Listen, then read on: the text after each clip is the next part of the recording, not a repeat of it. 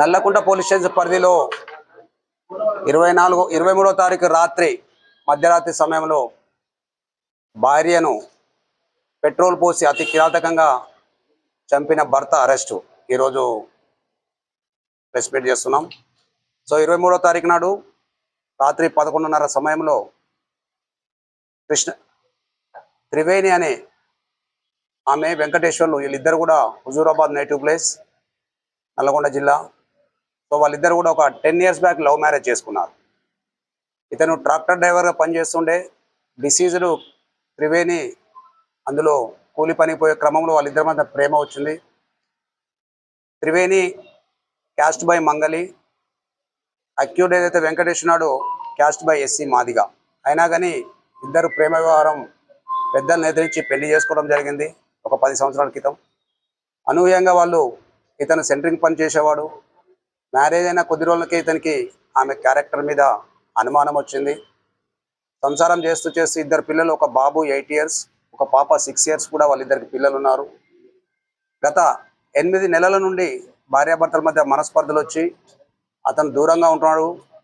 Diseased మృతురాలు ఇక్కడ house keeping దాంట్లో పని చేసుకుంటూ పిల్లల్ని పోషించుకుంటూ ఇక్కడ కిరాయి ఇంట్లో, అద్దె ఇంట్లో కిరాయి ఉంటున్నది.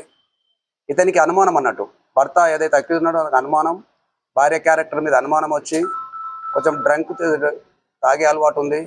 ఎట్లాగో భార్య దగ్గరికి వచ్చిన తర్వాత ఆమె క్యారెక్టర్ మీద అనుమానం వచ్చి భార్యను ఎట్టి పరిస్థితిలో అంతమొందని ఒక ప్లాన్ వేసుకొని 23rd నాడు తాగిన మత్తులో పెట్రోల్ కొనుక్కొని నియర్ బై పెట్రోల్ పంప్లో పెట్రోల్ కొనుక్కొని ఆమె మీద పడుకున్న సమయంలో, ఆమె ఇద్దరు పిల్లలతో కూడా పడుకోవడం జరిగింది రూమ్లో.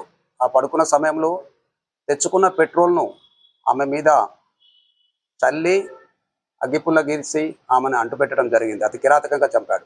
సో ఇమ్మీడియట్గా ఆమె అది చూసిన తర్వాత చిన్న పాప ఇద్దరు బయటకు ఉరికొచ్చారు. సో బాబుని తీసుకొని ఈ ముద్దాయి వెళ్ళిపోయాడు. 95% బర్న్స్ తోటి ఇమ్మీడియట్గా పోలీసు పక్కన వాళ్ళు కూడా ఆమెని గాంధీ హాస్పిటల్ షిఫ్ట్ చేయడం జరిగింది.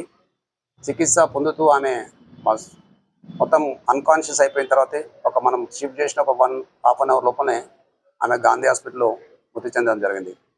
సో దీంట్లో ఏంటంటే ఈ యొక్క భర్తకున్న క్యారెక్టర్ మీద అనుమానంతో భార్యను కిరాతకంగా చంపాడు.